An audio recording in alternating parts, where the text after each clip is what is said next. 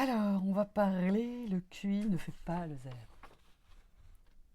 Salut les Z. Aujourd'hui, on va parler QI. Oui, je sais, on parle beaucoup du QI et du test de QI sur cette chaîne, c'est vrai. Je pense qu'il y aurait beaucoup à dire et puis je lis et j'entends aussi beaucoup de vidéos sur le test de QI, donc j'ai envie de réagir et puis c'est aussi une question qui est très récurrente dans vos commentaires. Parce que, bah voilà, c'est normal que vous vous posiez la question d'aller le passer, d'aller pas le passer, c'est quoi, est-ce que c'est fiable? Bon, je vous répète ma position, qui est encore une fois très personnelle, hein, parce que je ne suis ni psy, ni médecin, ni rien du tout, j'allais dire, de tout ça. Pour moi, et d'après ce que j'ai compris du test de QI, c'est aujourd'hui le seul outil, le seul moyen d'avoir une réponse fiable sur un fonctionnement au potentiel intellectuel. Voilà, on peut le déplorer, et je suis la première à le déplorer, parce que derrière QI, il y a quotient intellectuel, et il faudrait vraiment qu'on définisse ce qu'on entend par intellectuel et par intelligence, parce que voilà, c'est quelque chose qui peut être assez irritant de se dire qu'on va mesurer une intelligence. Tout ça, je suis OK. Mais à partir du moment où on sait que c'est à peu près le seul moyen d'avoir une réponse fiable, aujourd'hui, bah, on fait avec ce qu'on a, quoi, j'allais dire. Après, moi, il me pose pas vraiment plus de problèmes que ça. Je trouve que dans l'ensemble, il est assez pertinent. C'est vrai que souvent, dans les commentaires, on m'a dit, ben oui, mais le QI, le test de QI, va venir évaluer l'intelligence froide. Alors, je ne sais pas trop ce que c'est l'intelligence froide. C'est un terme dont j'avais jamais entendu parler. Et je crois que derrière cette notion d'intelligence froide, il y a l'idée d'une intelligence mathématique, rationnelle, qui serait dénuée, on va dire, d'émotionnel. D'ailleurs, souvent, on me dit qu'il y a une différence entre HPI et HPE. Alors, j'y reviendrai dans une autre vidéo, je dirai ce que j'en pense. Pour moi, en tout cas, sache qu'il n'y a pas d'intelligence froide. Alors oui, il y a peut-être des gens très intelligents dénués d'émotions. Je pense qu'ils sont surtout dénués de l'expression de leur émotion ou qui ne savent pas la gérer. Mais pour moi, l'intelligence est complètement connectée à l'émotionnel et à nos sens. Donc je vois pas comment on séparerait intelligence d'un côté froide, logique, mathématique, et les sens. Pour moi, nos sens, nos émotions sont complètement connectés et alimentent notre intelligence.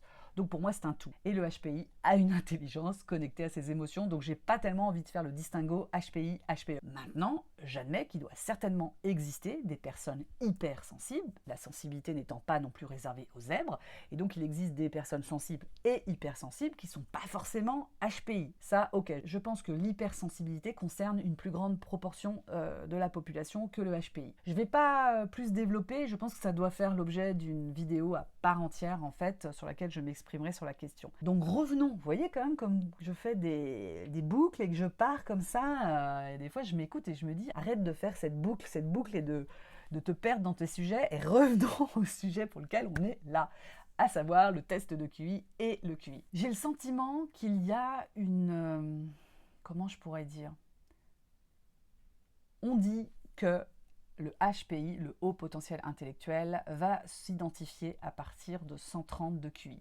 Et j'ai l'impression que de cette information découle une position trop extrême, qui est peut-être une position du zèbre, mais trop extrême, trop rigoureuse, qui finalement va enfermer plutôt que va aider. Je m'explique. On sait que le QIT, c'est-à-dire le chiffre qu'on va vous donner normalement à la restitution de vos résultats, va être un indicateur pour identifier le fonctionnement zèbre. Mais il n'est qu'un seul indicateur. Et il ne faut pas, selon moi, s'enfermer dans le chiffre 130, qui serait de dire, à partir de 130, 130 et au-delà, HPI, en dessous de 130, donc 129 et en dessous, pas HPI. Pour moi, c'est pas juste de dire ça. Il y a un truc comme ça, une sorte de couperet à 130, et on le sait, de plus en plus, les psychologues, dont les psychologues spécialistes, assouplissent et sont pas aussi catégoriques sur le chiffre de 130 et admettent qu'à partir de 125, c'est-à-dire entre 125 et 130, on peut se poser la question d'un fonctionnement HPI. En tout cas, ce que je dis très souvent en commentaire et que j'ai envie de te redire là, c'est que c'est pas le QI qui fait le zèbre. C'est-à-dire que c'est pas parce que tu vas avoir 130 de QI que tu es zèbre.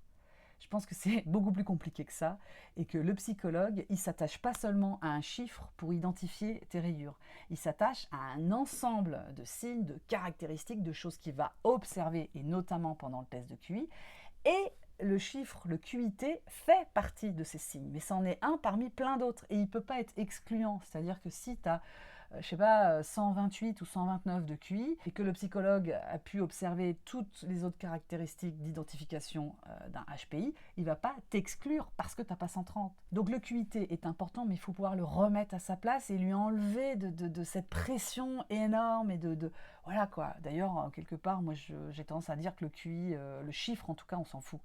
Ce qui est important, c'est de savoir si vous êtes dans le fonctionnement HPI ou pas. Enfin, moi j'ai le sentiment que si on se cherche et que si on veut une réponse, à la limite, bon oui, pour son ego, je dis pas, mais quelque part, vous avez le fonctionnement, vous avez le fonctionnement. Enfin, je veux dire, je pense que ça doit suffire comme réponse. On n'est pas à la course au QI. Autant je dis que passer les tests de QI, pour moi c'est important, pour moi ça fait une différence, pour moi c'est un élément de réponse, autant j'ai envie aussi de désacraliser un peu ce fameux QI, ce test de QI, et de vous dire de pas focaliser sur le 130 quoi, et de se dire que c'est pas 130 qui fait le zèbre. Le QI ne fait pas le zèbre, c'est un indicateur qui met le psychologue sur la voie, mais c'est un seul indicateur. Donc à toutes les personnes qui n'ont pas eu 130, j'ai envie de dire, arrêtez de douter. Si le psychologue vous a identifié, vous a testé HPI, vous êtes HPI, point barre quoi.